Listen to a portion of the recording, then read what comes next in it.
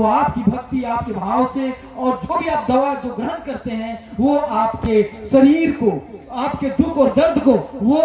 ठीक करता है। और इसीलिए जो बीमार लोग होते हैं या जो लोग अपनी मनोकामनाओं को पाना चाहते हैं उनका पूर्ण होता है। और इसलिए सीरा सीता में जब जाएंगे, और इस बार भी हम लोग आपको बताना चाहते हैं कि सरकार गलत समय में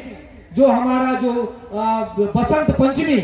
हम लोगों ने बसंत पंचमी जो भी आज जो सरना धर्म की जो हम लोग मांग कर रहे हैं, आप इस बात को समझे। मैं सरना धर्मावलंबियों को यहाँ से आह्वान करना चाहता हूँ और बताना चाहता हूँ कि जब ये दुनिया की उत्पत्ति हुई तो आप ये जानते हैं कि हम लोग शाश्वत जो प्रकृति का नियम है, किसी भी मानव रचित या मानव निर्मित, हम प्रकृति शास्त्र, हमारा जो प्रकृति है वही हमारा धर्म शास्त्र है। मानव निर्मित नहीं, प्रकृति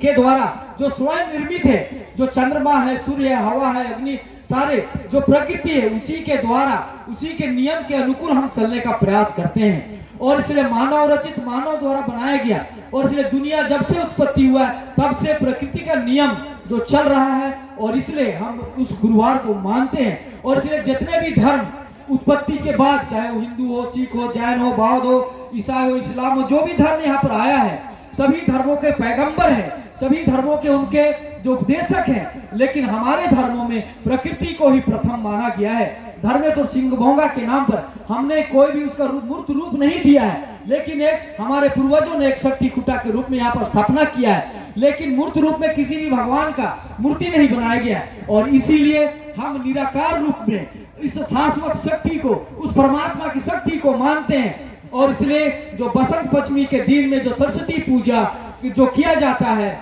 और उस दिन ब्राह्मणों के द्वारा किया जाता है, और इसीलिए हमारा जो गुरुवार का दिन है, हमने कहा है सरकार से कि आप यदि जिस तरह से संडे पूरे दुनिया में छुट्टी मनाया जाता है, लेकिन यदि आप देख लें मुसलमानों का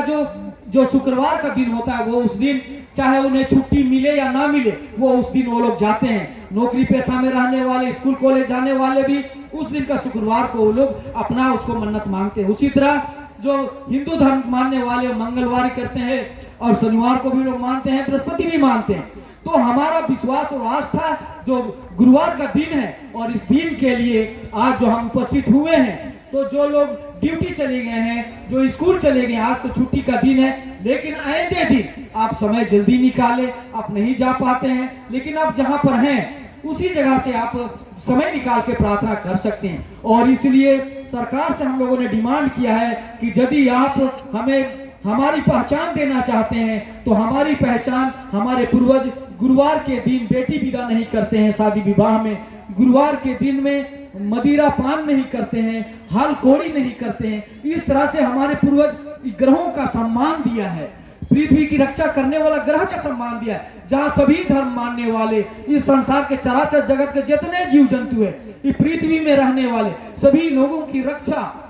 उस ग्रह के द्वारा किया जाता है। यही कारण है कि हम उस दिन वहां पूजा करने के लिए जाते हैं। और इसलिए मेरे माता पिता, भाई बहन, गुरुवार का सम्मान करना है, और आइंदे दिन आप जरूर प्राप्त है कि सभी दिन पवित्र हैं,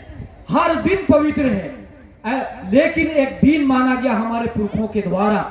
और ग्रहों के द्वारा माना गया है। ये ना हमने चुना है और ना ही किसी महापुरुष ने चुना है, ये अपरूपी जो शाश्वत जो ब्रह्मांड का